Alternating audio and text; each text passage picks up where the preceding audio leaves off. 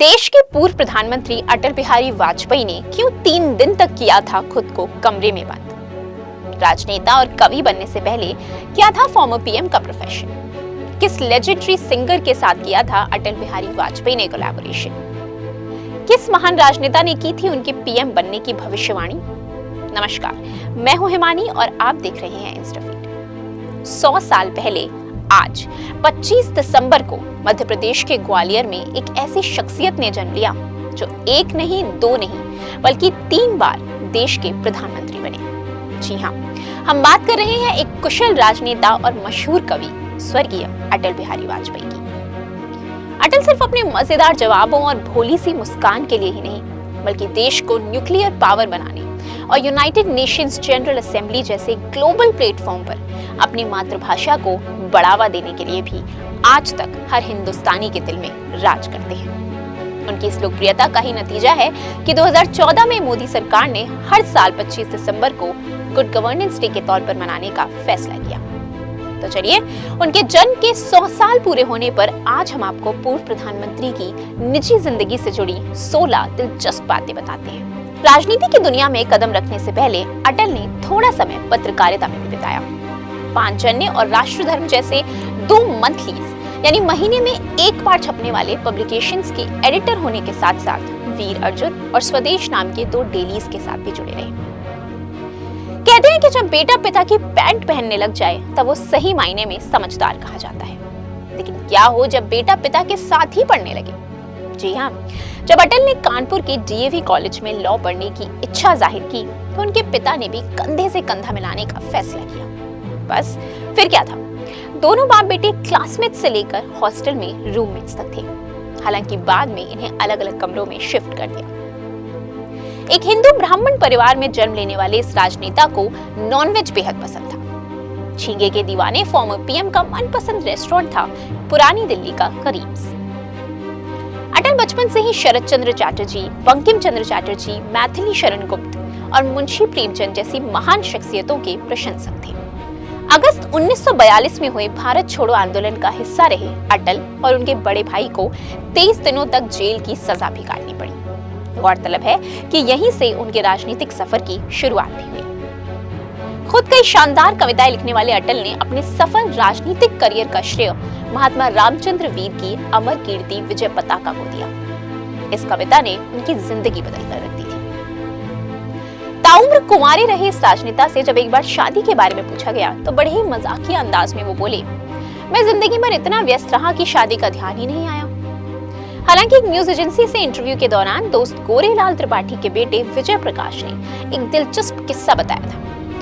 दरअसल 1940 में डीएवी से पोस्ट ग्रेजुएशन के दौरान घर में शादी की बात होने की वजह से अटल एक बार डर कर गोरेलाल के गांव रायपुर भाग गए थे, जिसके बाद अगले 3 दिन तक वो उनके कमरे में ही बंद रहे। पूछने पर गोरेलाल ने इसकी वजह शादी के कारण देश सेवा न कर पाने की उनकी सोच को बताया था।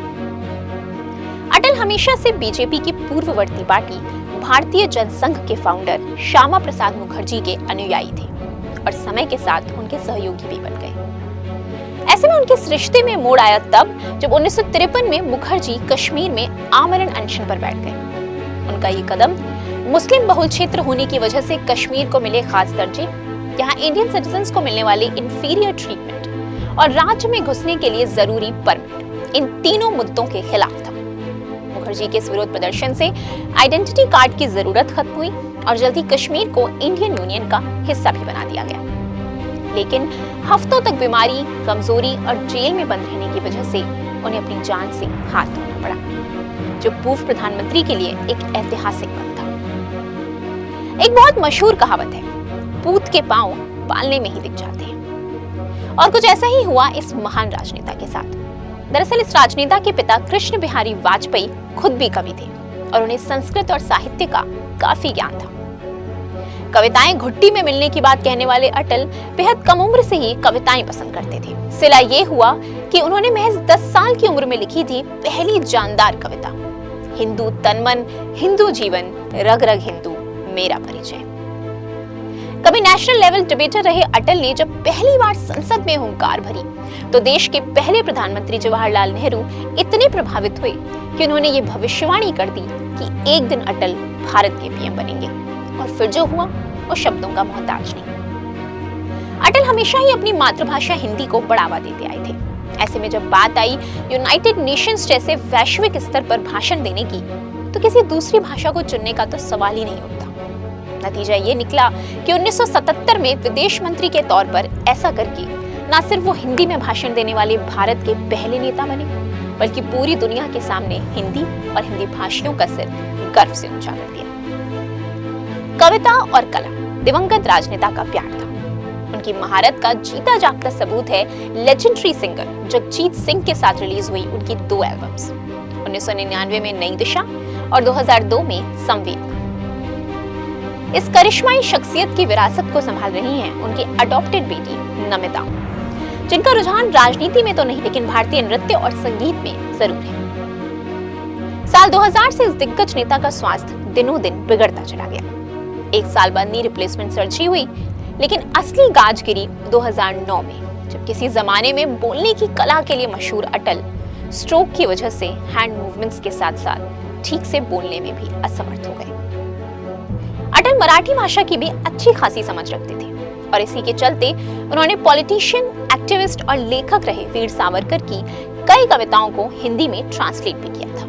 1977 में मोरारजी देसाई की सरकार में फॉरेन मिनिस्टर का ओहदा संभालने वाले अटल जब साउथ ब्लॉक में ऑफिस पहुंचे तो पूर्व प्रधानमंत्री जवाहरलाल नेहरू का पोर्ट्रेट न मिलने पर बिगड़ गए। उसी पल उन्होंने अपने स्टाफ को वो तस्वीर वापस लाने का आदेश दिया।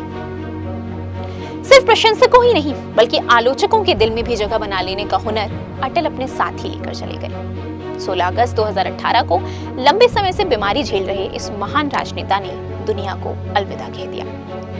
लेकिन जाते जाते वो कई संदेश दे गए। पहला, राजनीति में देश की सेवा करने उतरे लोग कामयाब जरूर होते हैं। दूसरा, अपनी बात सही साबित करने के लिए चीखने की नहीं बल्कि अंदाज सही रखने की जरूरत है। और तीसरा, वंश नहीं बल्कि आपका व्यवहार आपकी विरासत बढ़ाता है। जाते जाते इस महान व्यक्तित्व को इन्हीं के शब्दों में श्रद्धांजलि देना चाहूंगी। बाधाएं आती हैं आए, घिरे प्रलय की घोर घटाएं, पांव के नीचे अंगारे, सिर पर बरसे यदि ज्वालाएं, निज हाथों में हंसते हंसते आग लगाकर चलना होगा, कदम मिलाकर चलना होगा। उम्मीद है आपको वीडियो पसंद आई होगी। इस तरह की और भी वीडियोस के लिए इंस्टा फीड का बेल आइकन प्रेस करना।